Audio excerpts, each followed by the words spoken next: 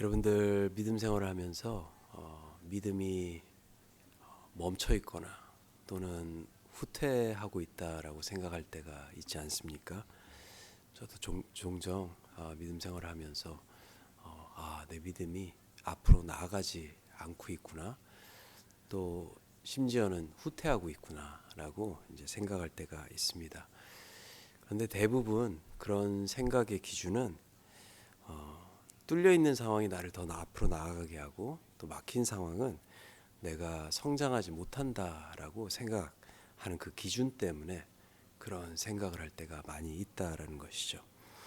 이 믿음의 성장은 후퇴하는 삶을 통해서도 만들어지고 또 그런 삶을 통해서도 하나님께서는 우리를 성장시키신다라는 것이죠. 오늘 시편 141편은 굉장히 다윗이 어려운 상황 속에서 울부짖고 있는 시편입니다. 아무래도 이제 많은 신학자들은 압살롬 아들에 의해서 이제 피하고 있는 상황 또는 사울에 의해서 또 도망치고 있는 상황에서 이 시편이 쓰여졌다라고 생각을 하고 있습니다. 오늘 시편 말씀은 그러한 상황 속에서도 하나님께서는 우리의 믿음을 성장시킨다라는 격려의 메시지 또 은혜의 메시지가 아닌가 생각합니다. 내용은 굉장히 암담하고 또 어려운 상황이 있지만은 그러한 순간 속에서 다윗은 두 가지의 중요한 그 믿음의 기준에 대해서 설명을 하고 있고요. 또 고백을 하고 있고 또 그 고백을 통해서 우리 오늘 이 아침에 함께 그 두 가지를 나누면서 우리의 삶에 필요한 것이 무엇이고 또 후퇴하는 상황 속에서도 우리는 무엇을 지킬 때 하나님을 또 하나님의 은혜를 또 경험할 수 있는지를 한번 함께 나눠보도록 하겠습니다. 먼저 첫 번째로는요. 후퇴하는 삶 속에서도 하나님을 예배함을 통해 그의 믿음이 성장하고 있다라는 거예요. 오늘 2절 말씀을 보니까요. 이렇게 고백을 하고 있습니다. 나의 기도가 주의 앞에 분향함과 같이 되며 나의 손드는 것이 저녁 제사같이 되게 하소서. 이 본문 내용을 통해서 볼 수 있는 것은 다윗이 지금 성전에서 예배를 드리지 못하고 있다라는 말씀을 하고 있어요. 즉 하나님의 성전에 들어가서 분향함 또 저녁에 아침과 저녁으로 이제 제사 드리는 그 상황 속에 있지 않는데 밖에서 도망하고 후퇴하고 있는 상황 속에서도 나는 이렇게 예배 드릴 수 있는 내가 지금 이렇게 예배 드리는 모습이 하나님의 성전 안에서 드리는 예배와 같은 그 모습을 갖게 하소서라고 고백을 하고 있죠. 우리가 이제 내일 우리 그 자녀들이 수련회를 떠나요. 이제 수련회 영어가 retreat이에요. 후퇴한다라는 뜻을 가지고 있어요. 근데 후퇴라는 말을 붙이지 않고 수련회라고 이제 우리는 이름을 붙입니다. 이 앞으로 두 발을 내딛기 위해서는 한 발의 후퇴가 필요하다라는 거예요.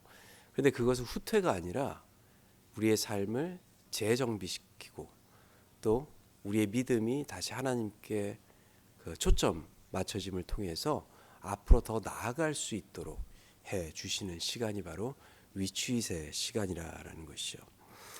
이 1896년에 그 올림픽 때 처음 올림픽이었던 것 같아요. 거기에 이제 100m하고 400m에 1등을 한 이제 선수가 토마스 버크라는 이제 선수였어요. 근데 이 선수가 달리기 할 때 굉장히 우스꽝스러운 모습으로 스타트를 했다라고 해요.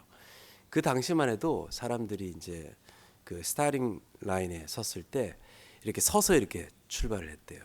근데 이 사람은 다리 한쪽을 뒤로 쫙 빼고 무릎을 꿇고 그리고 나머지 선수들은 그 선에 이 발이 이제 가까이 붙어 있었는데 이 친구는 다리는 뒤로 다 빼고 무릎을 거기다 갖다 대고 이제 손을 구부리고 이제 달렸던 선수예요.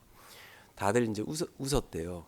참 우스꽝스럽게 아니 선 앞으로 있어야지 한 발짝 뒤에서 출발을 하면은 다른 선수보다 늦지 않겠느냐라고 이제 그 모습을 보고 되게 웃었대요. 그런데 그 선수가 그 당시만 해도 12초, 예, 그래서 1등을 100m에서 400m. 그때부터 이제 사람들이 그 선수의 모습을 따라한 것이 지금 이제 달리기 선수들이 앞에 이렇게 무릎을 꿇고 손을 대고 이제 그 모습으로 이제 발전을 했다라고 합니다. 후퇴와 같은 모습이지만 그 모습이 더 큰 도약을 할 수 있도록 하게 한 것이죠. 이 다윗의 삶도 마찬가지예요. 그의 인생이 뒤로 밀려난 것 같지만은 그 뒤로 밀려난 상황 속에서 하나님을 예배하는 그 삶을 통해서 하나님께서 그의 믿음을 성장시키시고 또 그러한 열악한 상황 속에서 하나님을 더 올바로 바라볼 수 있는 그러한 은혜를 경험하게 된다라는 것이죠. 우리의 믿음 생활도 마찬가지입니다. 우리가 한 발 뒤로 또 두 발 뒤로 내딛는 것처럼 보일지 모르겠지만 그 순간을 통해서 하나님께서는 우리를 만들어 주시고 또 그렇기 때문에 우리는 하나님을 그러한 순간 속에서도 예배하고 나아갈 때 우리의 삶을 재정비시켜 주시고 또한 새롭게 만들어 주시는 역사가 있다라는 것이죠. 두 번째로는요. 열악한 상황 속에서 하나님의 것을 선택하는 삶을 갖게 하신다라는 것이죠. 오늘 5절 말씀을 보니까요. 이렇게 말씀을 하고 있어요. 의인이 나를 칠지라도 은혜로 여기며 책망할지라도 머리에 기름같이 여겨서 내 머리가 이를 거절하지 아니할지라. 그들의 재난 중에서도 내가 항상 기도하리로다라고 이야기를 하고 있습니다. 좀 말이 어려워요, 그렇죠? 이 오늘 본문을 이제 묵상하면서 이 말이 도대체 어떤 말인가 이제 찾아보니까 원문에서 직역을 하지 않고 좀 말을 좀 이상하게 풀어놓은 것 같아요. 원문에서 직역을 해서 이제 다시 번역을 한다면은 이렇게 풀 수가 있습니다. 의로운 자가 이내로 나를 치게 하소서, 그가 나를 책망하게 하소서. 하지만 악한 자의 머리의 기름이 내 머리를 거스르지 않게 하소서. 내 기도는 아까운 데서 계속 있을 것입니다. 라고 번역이 가능한 문장이에요. 그러니까 지금 다윗은 의인의 책망과 이 세상이 줄 수 있는 그 풍요로움의 기름을 비교를 하면서 나는 이 풍요로움이 내 머리에 흐르는 것보다 의인의 책망을 더 사모하겠다라고 고백을 하고 있는 것이죠. 그러면서 그 어려운 상황 속에서도 내 기도는 항상 하나님께 향하고 있겠다라는 것을 고백을 하고 있습니다. 삶에는 여러 가지 선택들이 생기게 돼요. 후퇴하는 상황 속에서도 어떤 경우에는 내가 하나님 것을 붙들기보다는 이 후퇴하는 상황이 생기니까 점점 세상 것을 붙들게 된다라는 것을 고백을 하고 있는 거예요. 그러면서 다윗은 그러한 상황 속에서도 나는 도리어 의인의 책망을 받겠다. 아니 그런 상황 속에서 책망을 받는다는 게 쉬운 게 아니에요. 세상의 기름을 붙들 수밖에 없는 것이죠. 그러한 상황 속에서 내가 그 세상의 것을 붙들면 통해서 좀 더 앞으로 나아가고자 하는 마음은 누구에게나 있을 수 있는 생각이라는 것이죠. 하지만 다윗은 그런 상황 속에서 나는 도리어 이것이 의인이 주는 것, 하나님께서 주시는 것이라면은 그것을 책망으로 받는 것이 이 세상의 것을 붙든 것보다 더 유익한 것이고 나를 올바로 설 수 있게 하는 것이다라고 고백을 하는 것이죠.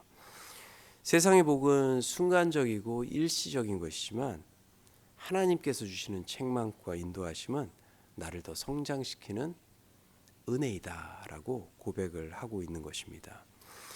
온전한 믿음은 책망을 통해서 이루어지는 거예요. 우리의 삶에도 이 상황이 뚫려야 성장한다라고 생각을 하지만 중요한 것은 상황이 뚫려서 우리가 앞으로 나가는 것이 아니라 하나님의 말씀과 또 하나님의 진리가 우리의 삶 속에 있을 때 상황을 하나님께서 뚫어주시고 또 그 뚫린 상황을 내가 하나님 것을 선택할 수 있는 그러한 믿음의 모습을 갖게 한다라는 것입니다.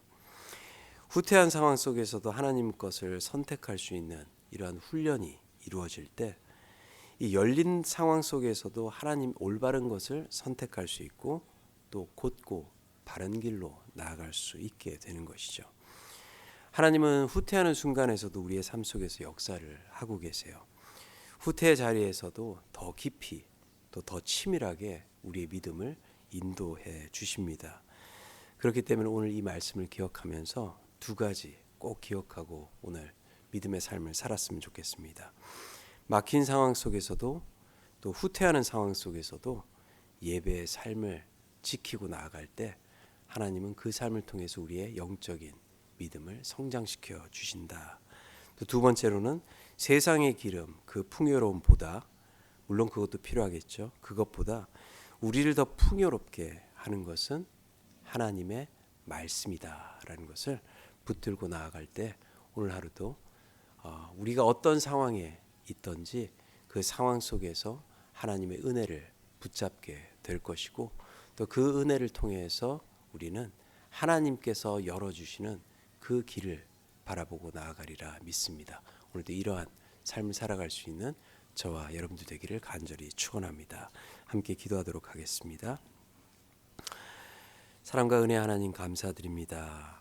오늘 다윗의 고백을 통하여서 우리에게 또 말씀하시고 또 우리가 부족하고 알지 못하고 또 기억하지 못하는 것을 다시 기억하고 또 깨닫게 해주셔서 감사드립니다. 우리가 어떠한 상황에 있든지 또 나의 삶이 후퇴하고 있다라고 생각할지라도 그 속에서 역사하시는 하나님을 붙들고 나아갈 수 있는 주의 자녀들 될 수 있도록 역사해 주시고 우리가 무엇을 하든 어디에 있든 하나님을 예배하는 삶을 살아가게 하시며 또한 하나님의 말씀 속에서 우리의 삶이 고쳐지고 또 다시 복구되고 회복될 수 있는 그러한 역사가 오늘 하루 있도록 역사하시고 인도하여 주시옵소서.